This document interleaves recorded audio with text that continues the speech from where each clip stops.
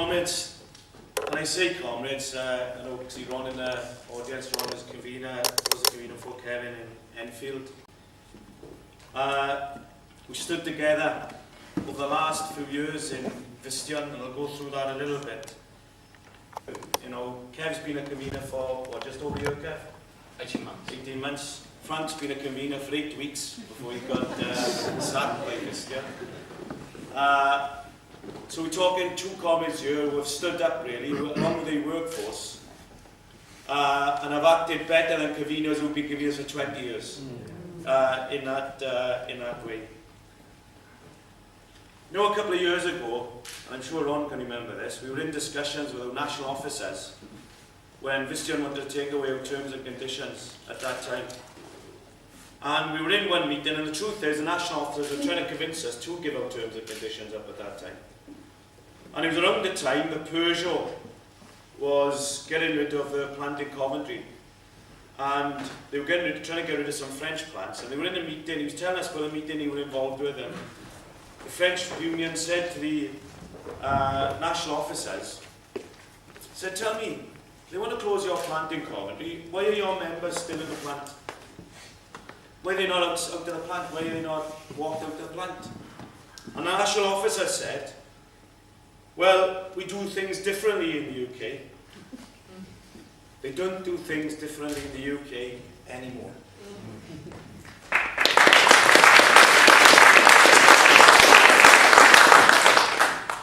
Because with the Lindsay Oil Refinery strike, there was a victory.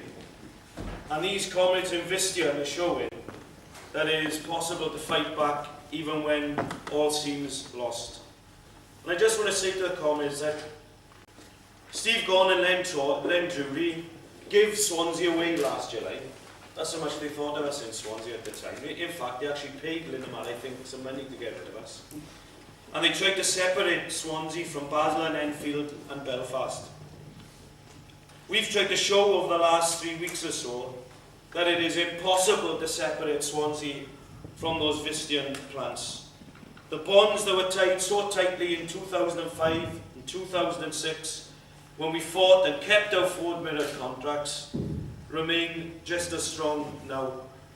And by the way, that's not just because of what's happened to these comrades over the last couple of weeks. They are not just fighting, by the way, for 500 or 600 jobs. They are fighting for a couple of thousand Visteon pensioners, many of whom are in Swansea, who have had their pensions, myself included, dumped into the lottery of the compensation scheme that is the Pension Protection Fund.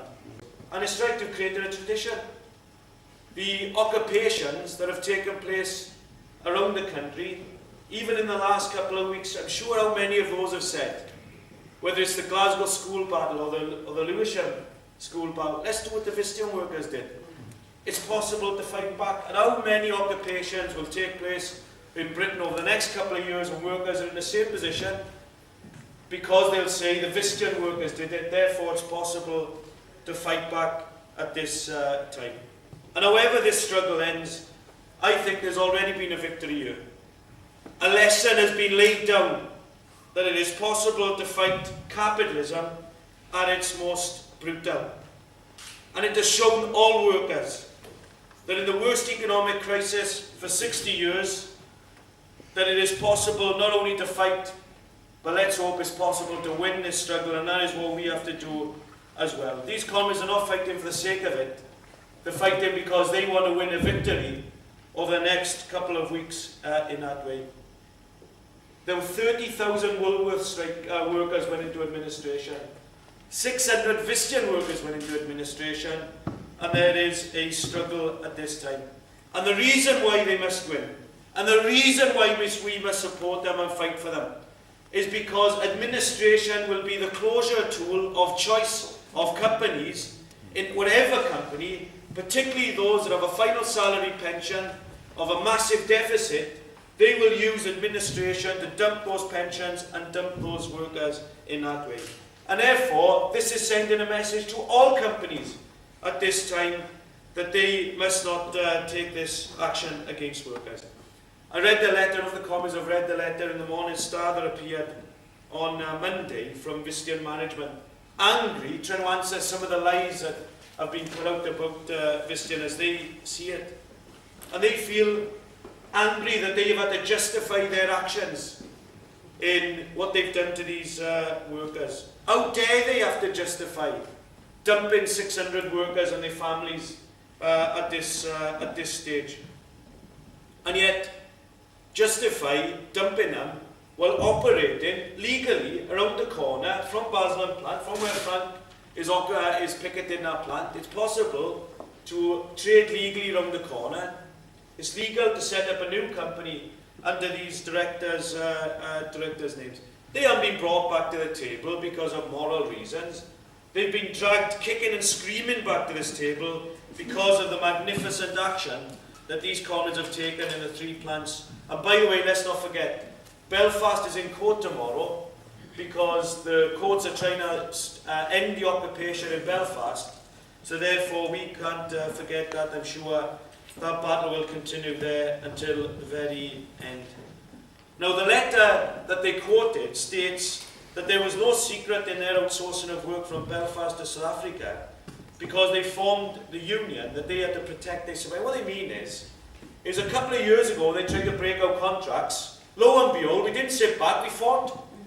And we fought and we won at that time through the action that we took at that stage. And by the way, we are proud of that resistance that we took. And not only that, if we hadn't taken the action in 2006 and kept the link to Ford mirrored contracts, it would have been far harder for these comrades to appeal to the Ford workers on the principle that in reality they are Ford workers at this stage. And by the way, no Visteon worker should be ashamed of the battle that we fought in 2006 to keep our contracts.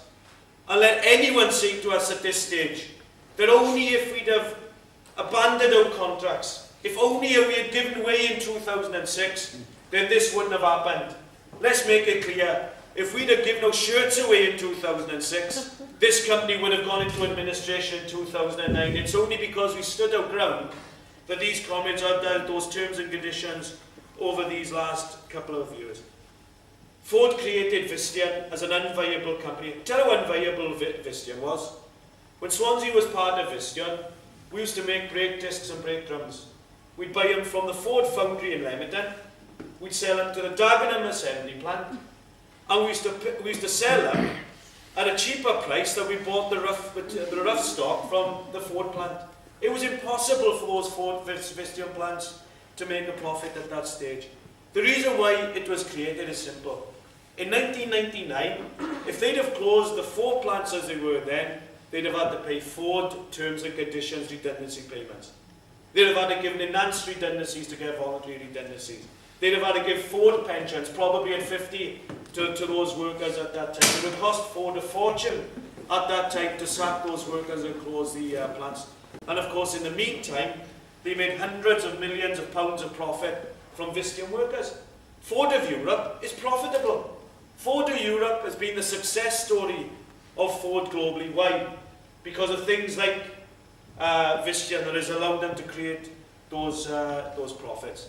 Why should these workers be treated differently to the workers at Dagenham Assembly, Croydon, Averley, Leamington Foundry, who were all offered enhanced redundancy or jobs at other Ford plants?